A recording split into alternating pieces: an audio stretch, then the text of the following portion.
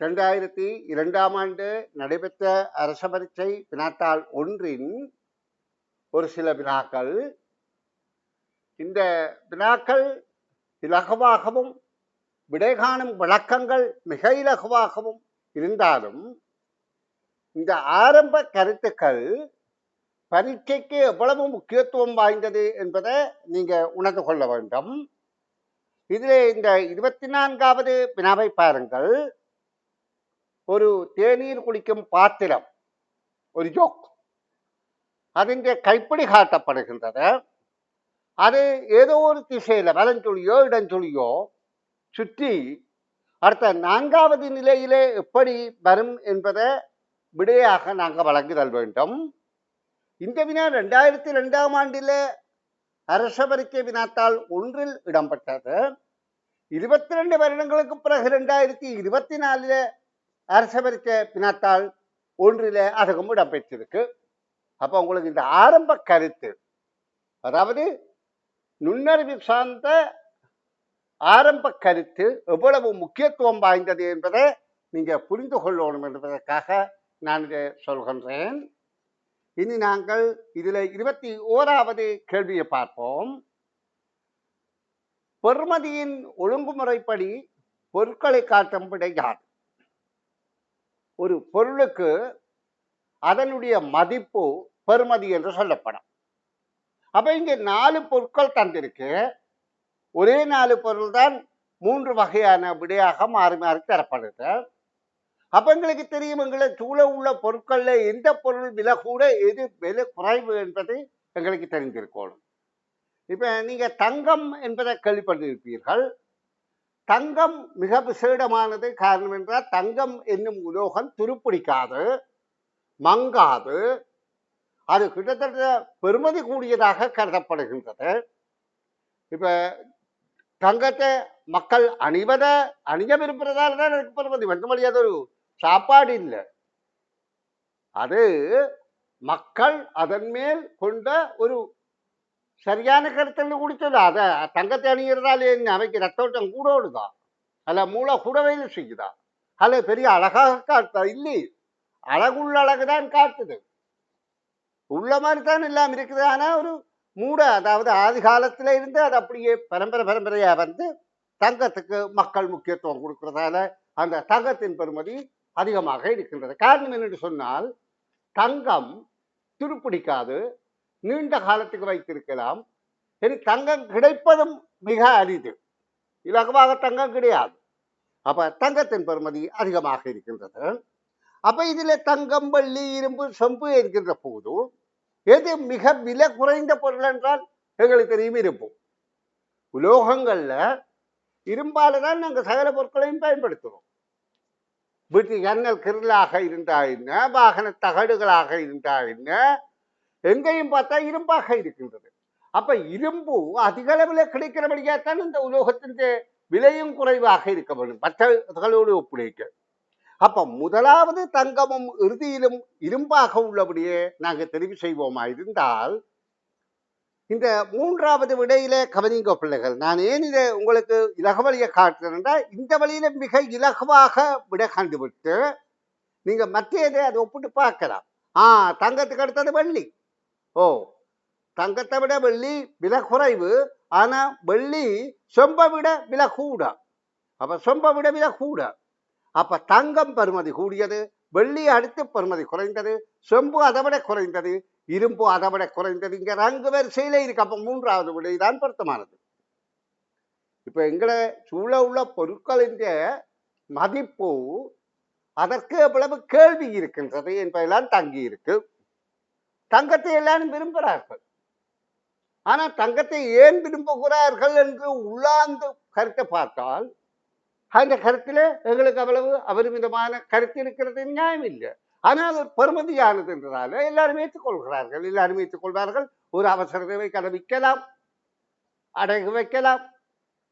அப்ப தங்கத்தை மக்கள் விரும்புறதுக்கான நியாயம் எங்களுக்கு விளங்குது. ஆனா அதே நேரம் ஆபத்தும் இருக்கின்றது. ஏன்? பெறுமதி கூடிய பொருளை கழுத்தில் அணிந்து கொண்டு போனால் திருடன் பறிக்கத்தான் பார்ப்பான். அப்ப அதனால ஆபத்தும் இருக்கின்றது. ஏன்? அவன் பொருளை அபகரிப்பதற்காக கொலை கூடி செய்வான். அப்ப நாங்கள் அந்த வகையில இந்த பொருட்களின் உலோகங்களின் பெறுமதி கூடினிலிருந்து குறைந்தது வரையிலான உலோகங்கள வரிசையை பார்த்தோம். இனி அடுத்த கேள்வியை கவனிங்கோ. இது எண்கோலம். இது எண் சட்டத்தை அடிப்படையாக கொண்ட எண்கோலம்.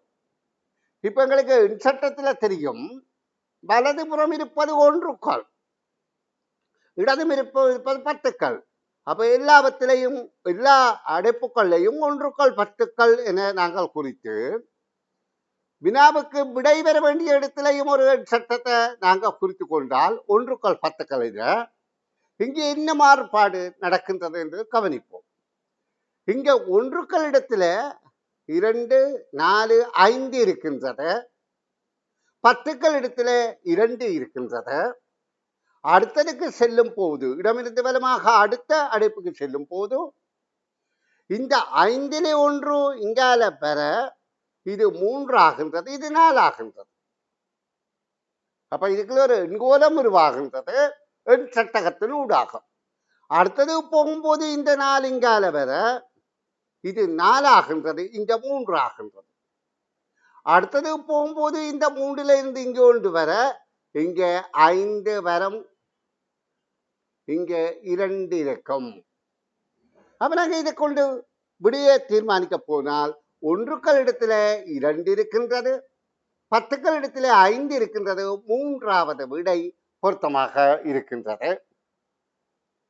அதாவது 5ம் 2ம். இப்ப இதுல ஒரு எண்கோலம் இருக்கு, நீங்க கவனிங்க பிள்ளைகளே. இது எண் சட்டத்தினூடாக எண்கள் மாறுபடுகின்ற கோலங்கள். இப்ப நாங்க ஒன்றுக்கள் இடத்தை பார்த்தா 2, 3, 4, 5 ஒரு எண்கோலம் இருக்கின்றது. 10க்கள் இடத்தை பார்த்தால் 5லே 1 போனா 4, 4லே 1 போனா 3, 3லே 1 போனா 2. சரி, இந்த பெருமானங்களை பார்த்தால் 25ஓட 9 கூட்டினா 34, 34ஓட 9 கூட்டினா 42, 43, 43ஓட 9 கூட்டினால் 52. அப்ப இதுக்குள்ள ஒரு பொது வித்தியாசம் சக 9 உள்ள ஒரு எண்கோலமும் இடமிருந்து வலமாக உருவாகின்றது. அப்படி வலமிருந்து இடமாக பார்ப்போமா இருந்தால் சய 9 பொது வித்தியாசம். இப்ப உங்களுக்கு இவை நல்ல விளக்கமாக தெரிந்திருந்தால் நீங்க எதிர்கால பரீட்சைகள் செய்வதற்கு நுண்ணறிவு இலகுவாக பதியும் என்பதை கவனத்தில் கொள்ளுங்கள். இனி நாங்க அடுத்த வினாவுக்கு விடை காணும் விளக்கம் காண்போம். இக்கோலத்தை பாருங்கள். இங்க 3 கோல அடைப்புகள் தந்திருக்கு. 4வது கோலத்திற்கு இக்கோலத்துக்கு ஏற்ப வெற்றி அடைப்புக்கு பொருத்தமானது யாது? அப்ப இப்ப இந்த எண்கள் மூவிலக்க எண்கள் இருக்கின்றது. இந்த எண்களாக்கப்பட்ட இலக்கங்களுக்கு இருக்கின்ற மாறுபாடுகளை நாங்கள் உற்று அவதானிப்போமா இருந்தால் நன்றாக கவனித்துக் கொள்ளுங்கள் பிள்ளைகள். இந்த எண்கள்ல அதாவது வலமிருந்து இடமாகத்தான் எண்களை கணிப்போம். ஒன்றுக்கள், 10க்கள், 100க்கள். இங்க 100க்கள் இடத்துல இருக்கின்ற 3 அடுத்ததுல ஒன்றுக்கள் இடத்துக்கு இடம் மாறி இருக்கின்றது. பாருங்க, ஒன்றுக்கள் இடத்துக்கு வந்திருக்கின்றது. அப்ப அதே மாதிரி மற்றதுல 100க்கள் இடத்தான் ஒன்றுக்கள் இடத்துக்கு வந்திருக்கின்றது. அப்ப வந்த உடனே இங்க பாருங்க, ஒன்றுக்கள் இடத்துக்கு அந்த 4 வந்து விட்டது. இதே மாதிரி அடுத்ததுல 100க்கள் இடத்தான் ஒன்றுக்கள் இடத்து வந்தால் 5 வரும். 5 வந்தால் அடுத்த 3 4 அப்படியே இருக்கும். அப்ப கேள்விக்கான விடை எது? 345. இங்க மேலதிக ஒரு தகவலை பாருங்க. இந்த நிலைதான் இங்க 4வது நிலையில வருகின்றது. ஏன்? இங்க 3 எண்கள் தானே இருக்கின்றது. நீங்க இந்த மாறுபாடுகளை அவதானிக்கிற ஆற்றல். அதாவது எண்கள்ல இது ஒன்றுக்களிடம், இது 100க்களிடம். 100க்கள் இடத்து இலக்கம் 1க்கு வந்தது அடுத்தது. அடுத்த 100க்கள் இடத்து இலக்கம் 1க்கு வந்தது அடுத்தது. அடுத்ததுல 200க்கள் இடத்து இலக்கம் 1க்கு வந்தது அடுத்தது. அப்ப அடுத்ததுல 100க்கள் இலக்கம் 1க்கு வந்தால் 5 இங்க வருகின்றது. அடுத்தது 4 ஒன்றுக்கள் இடத்தான் 10க்கு போகின்றது. 10க்கள் இடத்தான் 3 100க்கு போகின்றது. அப்ப 345 என்பது விடையாக அமைக்கின்றது. இது எண்களின் மாறுபாடு, இலக்கங்களின் மாறுபாடு, எண்ணில மூவிலக்க எண்ணில இலக்கங்கள் மாறுபடுகின்ற தன்மையை எங்களுக்கு காட்டுகின்றது. இனி அடுத்த வினாவாக நான் இப்ப உங்களுக்கு முதலே சொன்ன, அதாவது இது 2002ஆம் ஆண்டு அரசு பரீட்சையில வந்த வினா. இதே வினா அடிப்படை கருத்து தான் 2024 வினாவப்பட்டது. அதாவது நாங்க தேநீரோ தேநீரே அல்லது ஏதாவது இன்னத்தையாவது குடிக்கிற ஒரு பாத்திரத்தின் கைப்பிடி தான் அங்கே பலஞ்சொலியாகவா இடைஞ்சொலியாகவா என்பதை நாங்கள் கருத வேண்டும். அதாவது மணிக்கூட்டுமுள் அசைவது பலம் சுழி. அப்ப நாங்க இந்த கைப்பிடி இங்கே இருக்கின்ற நிலைகளை கொண்டு முதல்ல இது 9 மணியை காட்டுகின்ற இடத்துல கைப்பிடி இருக்கின்றது. அடுத்ததுல பின்னால போனால் 12 காட்டுகின்ற இடத்துல கைப்பிடி இருக்கின்றது. அடுத்ததுல அதாவது வலது கை பக்கம் போனா 3 மணியை காட்டுகின்ற இடத்துல இருக்கின்றது. அடுத்ததுல 6 மணியை காட்டுகின்ற இடத்துல கைப்பிடி இருக்கின்றது. இது கடிகார முகத்தின் பலம் சுழியாக நேரங்களை அடிப்படையாக கொண்டு அணுகிறோம். அப்படி இல்லை திசைகளை அடிப்படையாக கொண்டு நாங்கள் இதுக்கு விடை கண்டால் இது மேற்கு திசையில இருக்கின்றது கைப்பிடி, இது வடக்கு திசையில இருக்கின்றது, இது கிழக்கு திசையில இருக்கின்றது. அப்ப எங்களுக்கு தெரியுமா அடுத்தது தெற்கு திசையில இருக்கும். அப்ப தெற்கு திசையில இருக்கிறது. இந்த இரண்டாவது விடைதான் பொருத்தமானது. இந்த கேள்வியைத்தான் நான் சொன்னேன் 2002ஆம் ஆண்டிலே இதே கேள்வி வந்தது, 2024 வந்திருக்கின்றது, 22 வருடங்களுக்கு பிறகு.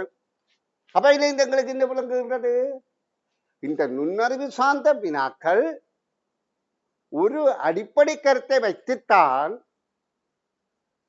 அதாவது விலாவாரியாக பரந்த பரப்பில நுண்ணறிவை ஆய்வு செய்யப்படுகின்றது என்பதை புரிந்தோமாயிருந்தால் இதை ஆதாரமாக வைத்து பல வினாக்கள் அமைய முடியும் என்பது எங்களுக்கு விளங்குகின்றது.